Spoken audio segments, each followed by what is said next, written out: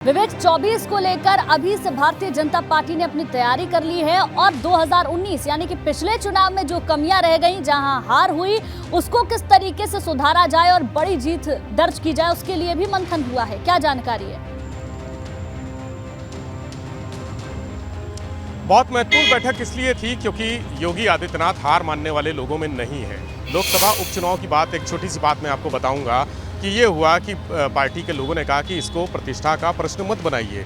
तो योगी जी, जो बैठक हो रही थी, कुछ लोगों की बैठक थी, उसमें उन्होंने कहा कि बिना लड़े हम हथियार नहीं डालेंगे।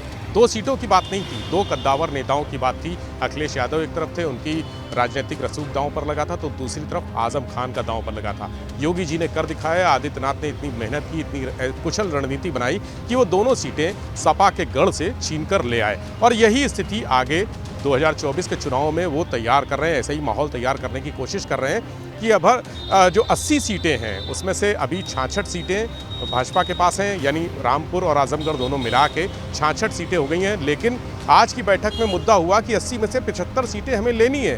बैठक में योगी आदित्यनाथ ने कहा कि 80 में से 80 सीटें लेनी है, यानी किसी भी लेवल पर समझौता नहीं करना है। 80 में 75 क्यों लेंगे, हम 80 पूरी लेंगे। तो इस हिसाब से रणनीति तैयार होगी। इसके लिए सबसे मजबूत जो गढ़ है, समाजवादी पार्टी का हो या बहुजन समाज पार्टी का हो या कांग्रेस का हो, वहाँ पर सबसे ज़्यादा फोकस करना है। वहाँ किन बूथ पर हम हार रहे हैं, किन बूथ पर समाजवादी पार्टी या कांग्रेस या बसपा जीत रही है, उन बूथों को चिन्हित करके वहाँ का समीकरण देखना है कि वहाँ क्या समीकरण है, आखिर वहाँ से वोट जाता है सपा, बसपा या कांग्रेस को तो क्यों जाता है।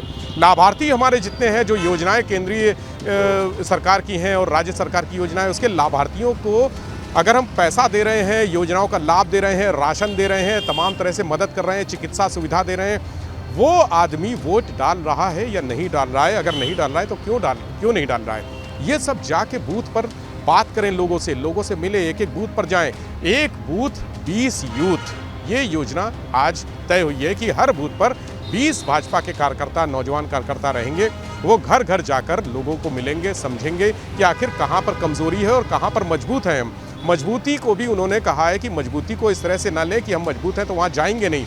जो बूथ हमारे मजबूत हैं, जो गली मजबूत है, जो मोहल्ला मजबूत है, जो वोट हमारा मजबूत है, हमारा पक्का वोटर है, हम उससे भी मिलेंगे। यानी अपने जो वोट हैं उससे तो मिलेंगे ही, लेकिन विरोधियों के पास जो वोट जाता है उस पर ज़्यादा फोकस रहेगा और सरकारी योजनाओं के जो लाभार्थी हैं उनको भी घर से बाहर निकाल के उनको बूथ तक पहुंचाना है, वोट उनका डलवाना है, जो मतदान केंद्र हैं वहां तक पहुंचाना है। ये पूरी रणनीति तय हुई है और ये तय हुआ है कि 2024 में पूरी ताकत के साथ, यानी 80 में 80 सीटें, 75 पे समझौता नहीं करेंगे, 80 सीटों पे समझौता विवेक किस तरीके तभी होगा जब पूरी रणनीति तैयार की जाए कि 24 में जिन सीटों पर पिछली बार हार हुई थी वो सीट भी इस बार भारतीय जनता पार्टी जीते। इसके लिए मंथन किया गया और ये बैठक की गई। शुक्रिया आपका जानकारी।